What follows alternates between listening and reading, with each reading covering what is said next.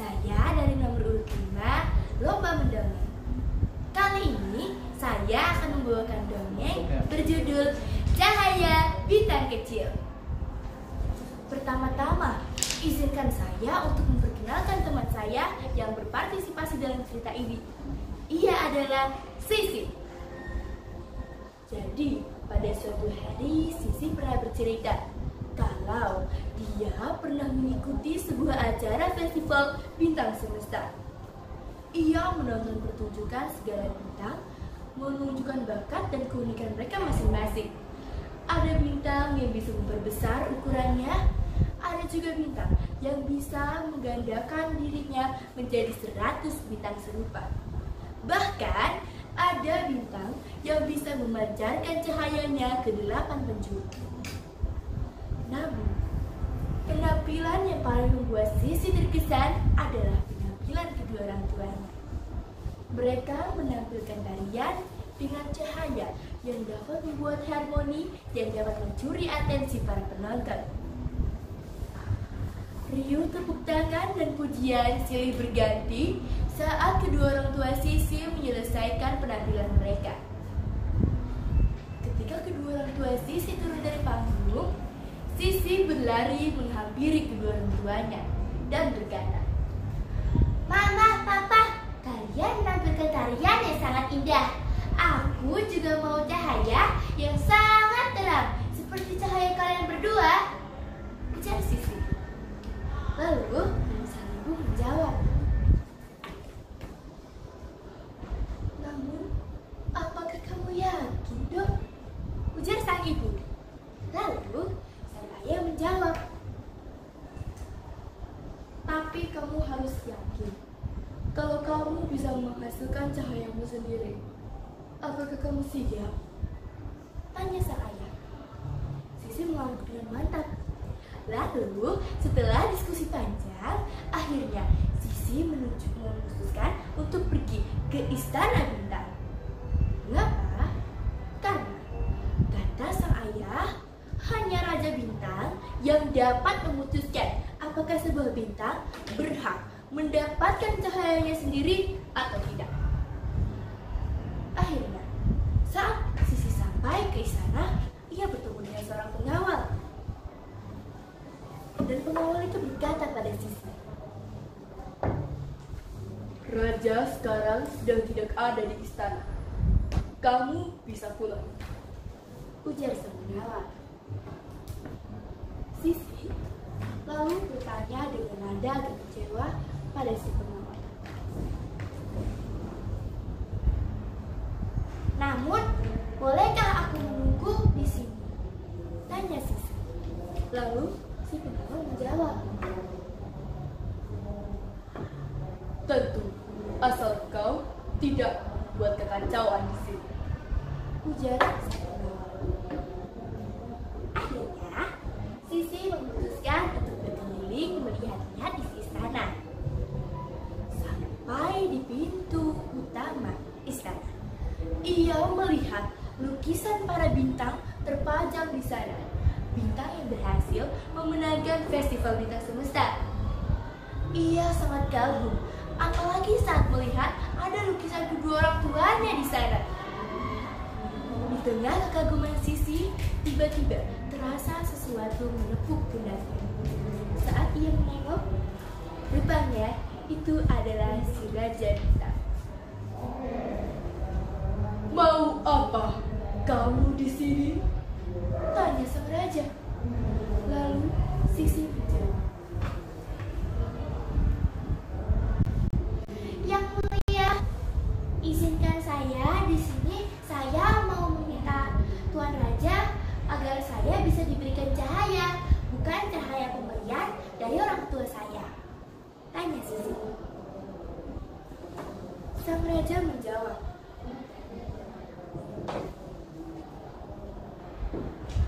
"Baik, tapi apa alasan dibalik kemauanmu itu?" tak ucap sang raja.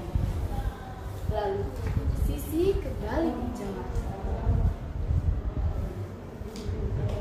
"Saya tidak tahu, Raja," ujar Sisi.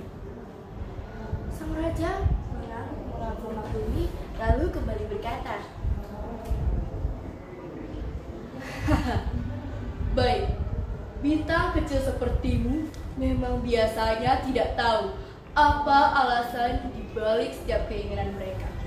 Tapi, apakah kamu yakin? ujar sang raja.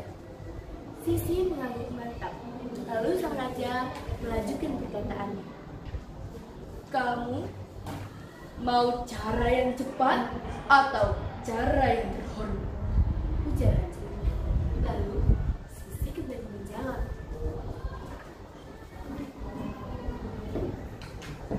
Yang mulia, saya mau cara yang terbaik untuk bintang kecil seperti saya. Ujar Sisi. Lalu akhirnya Sisi ditemani dengan kedua orang pengawal memulai perjalanan mereka mencari cahaya. Pertama-tama, Sisi bertemu dengan seorang bintang kecil. Dia kedinginan, cahayanya pun mulai redup.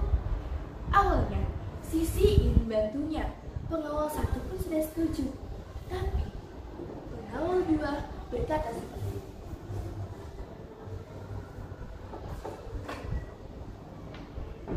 Hei, kalau kamu mau membantunya, tengok saja. Cahayamu itu tidak cukup terang untuk membantunya. Cahayamu mungkin akan redup kalau kamu membantunya. Ujar si pengawal dua. Akhirnya, Sisi memutuskan untuk meninggalkan bintang tersebut. Namun baru beberapa langkah, Sisi berbalik, lalu kembali pada bintang tersebut dan bertanya. Apakah aku dapat membantumu? Tanya Sisi. Lalu bintang tersebut berdiri dan berlari memeluk Sisi. Akhirnya cahaya dari bintang tersebut perlahan mulai kembali. Namun tidak mengurangi sedikit pun cahaya milik Sisi. Akhirnya, karena Sisi senang menolong bintang lain, Sisi mulai menikmati perjalanannya. Setelah melewati banyak galaksi, Sisi semakin dekat dengan cakrawala. Akhirnya, Sisi berada segaris dengan perahu seorang nelayan yang sedang terombang-ambing di tengah lautan dan tidak bergerak sama sekali. Sisi akhirnya bertanya pada kedua pengawal, apakah bisa dia membantu nelayan tersebut? Namun, sang pengawal kedua menjawab seperti ini.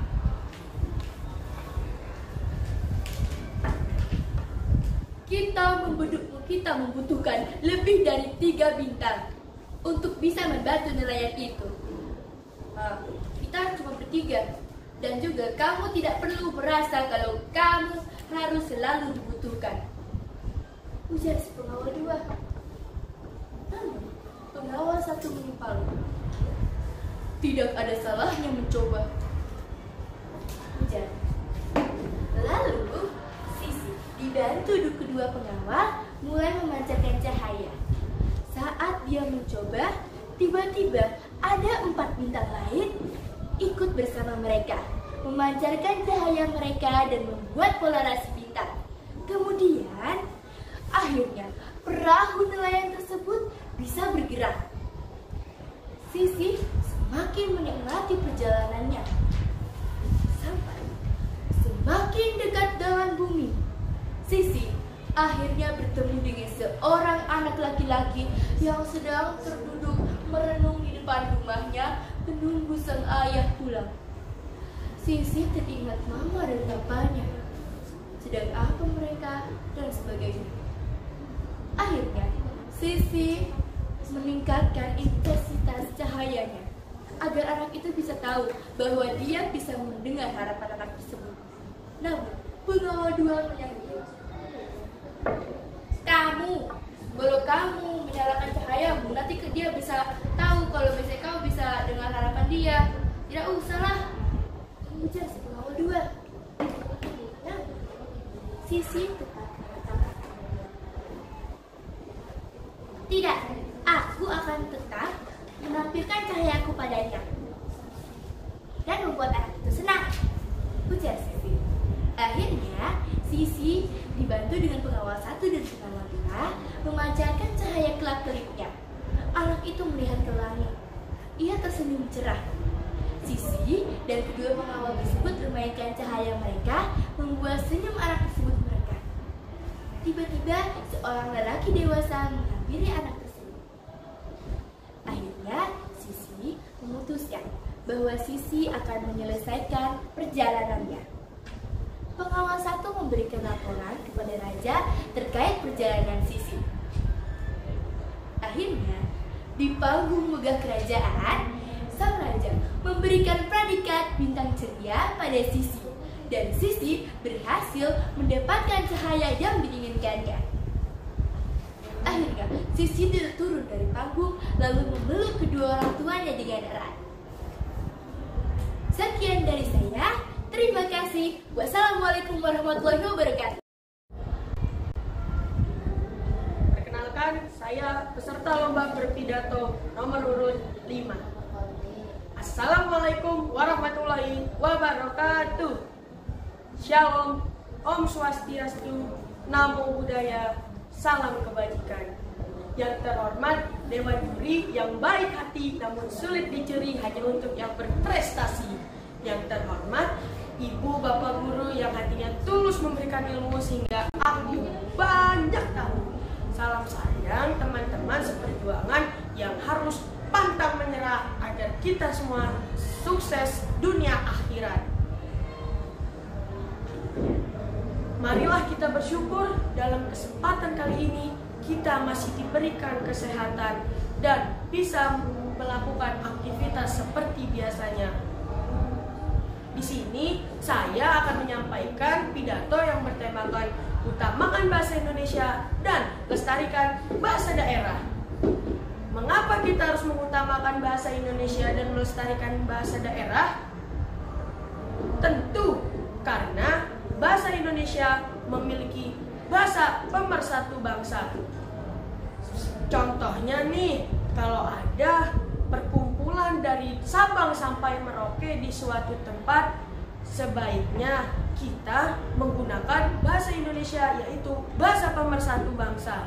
Yang kedua nih, kita menggunakan bahasa Indonesia sebagai bahasa nasional. Bahasa nasional itu digunakan pada acara kenegaraan dan acara formal. Jadi kita harus bangga ya dengan bahasa Indonesia karena bahasa Indonesia sudah masuk dalam bahasa nasional.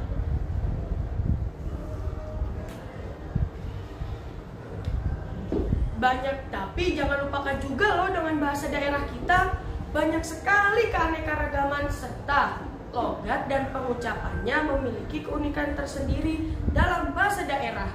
Ada bahasa Jawa, piye kabarere, ada bahasa Sunda, kumaha damang sadayana, ada bahasa Betawi, apa kabar tong, ada bahasa Ambon, sei apa kabar kakak. Dari bahasa apa kabar saja banyak sekali loh keanekaragamannya serta logat dan pengucapan bahasa daerah memiliki keunikan tersendiri. Sudah tahu belum teman-teman? Bahasa daerah sudah masuk loh dalam pendidikan kita. Contohnya, kalau di Jakarta ada tuh pelajaran PLBJ yang di dalamnya mempelajari tentang keanekaragaman Betawi dan bahasa Betawi. Kalau di Jawa juga ada loh yang mempelajari bahasa daerah. Pasti di setiap daerah dari Sabang sampai Merauke pasti banyak yang mempelajari tentang keragaman dan salah satunya bahasa daerah. Tapi bukan itu saja, kita sebagai warga Indonesia harus bisa berbahasa Indonesia yang baik dan tetap melestarikan bahasa daerah. Bahasa asing aja tahu, masa bahasa daerah sendiri nggak tahu? Yang bener rugi dong. Kesimpulan dari pidato ini adalah, ayo kita utamakan bahasa Indonesia karena bahasa Indonesia adalah bahasa pemersatu bangsa. Yang kedua, mari kita lestarikan bahasa daerah, karena bahasa daerah mengingatkan kita dari mana kita berasal dan jati diri kita. Buktine, aku iso basa Jawa lho, Rek.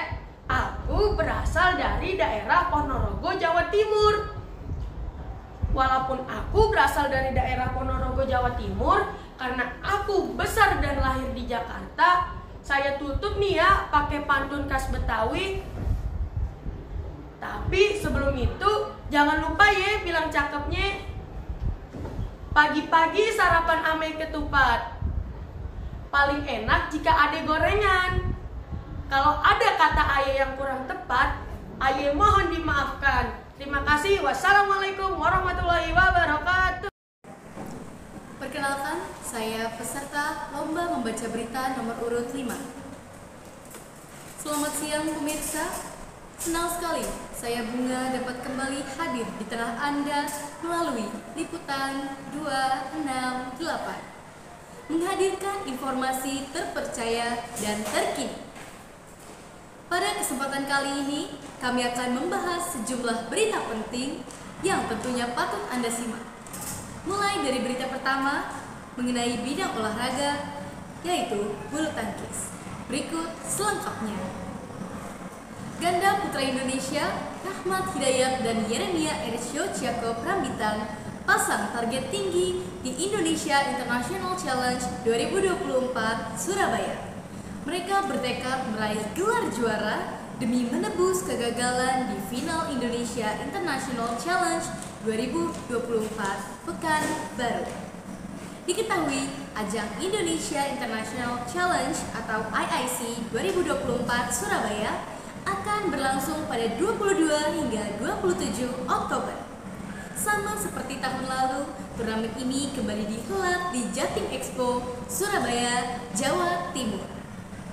Rahmat dan Yeremia menjadi salah satu jagoan tim Merah Putih yang berlaga di IIC 2024 Surabaya.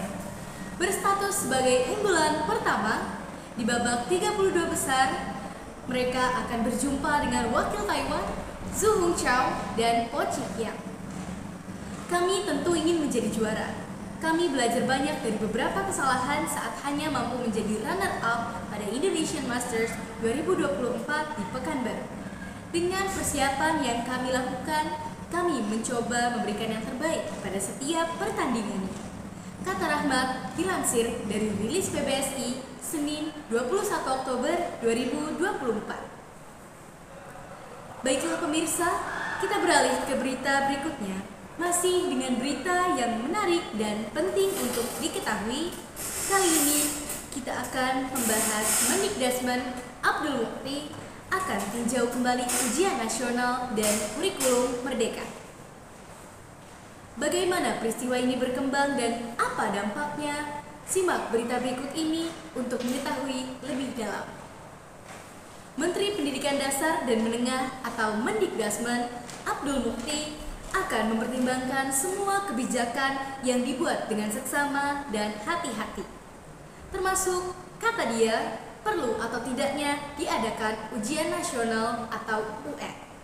Adapun saat ini UN sudah resmi dihapuskan pada kepemimpinan Menteri Pendidikan, Kebudayaan, Riset dan Teknologi Nadiem Makarim.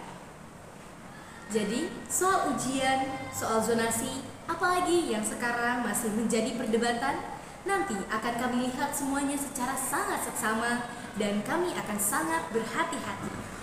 Kata Mukti di kantor Kemendikbud Ristek, Jakarta Selatan, Senin 21 Oktober 2024. Selain itu, Mukti juga akan mengkaji pelaksanaan kurikulum merdeka yang baru saja ditetapkan pada akhir Maret 2024 lalu. Mukti menegaskan bahwa pihaknya tidak akan terburu-buru untuk bertindak dalam mengambil kebijakan, terutama beberapa hal yang saat ini menjadi polemik dalam masyarakat, salah satunya soal UN dan kurikulum merdeka.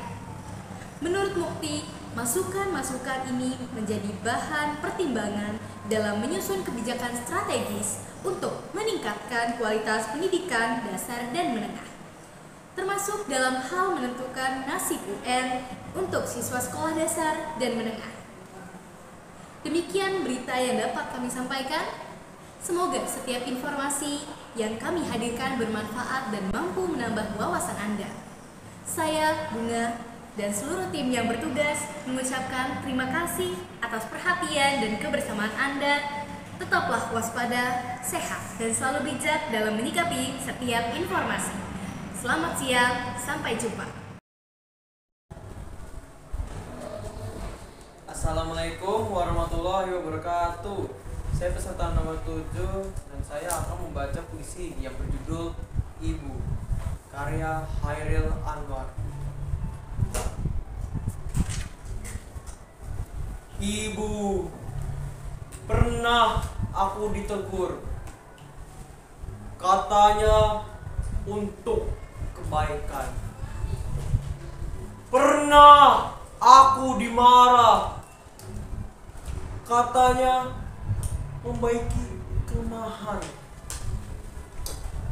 Pernah aku diminta membantu, katanya supaya aku pandai.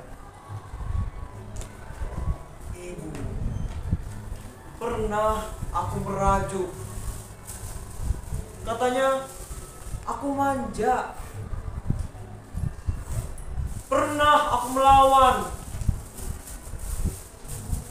katanya aku dekil. Pernah aku menangis, katanya aku lemah. Ibu, setiap kali aku tersilap, dia hukum aku dengan nasihat. Setiap kali aku kecewa, dia bangun di malam sepi lalu bermunajat. Setiap kali aku dalam kesakitan, dia obati dengan penawar dan semangat. Dan bila aku mencapai kejayaan, dia kata, bersyukurlah pada Tuhan. Namun tidak pernah aku lihat air mata dukamu mengalir di pipimu. Begitu kuatnya dirimu. Ibu, aku sayang padamu. Tuhanku, aku bermohon padamu, sejahterakanlah dia selamanya.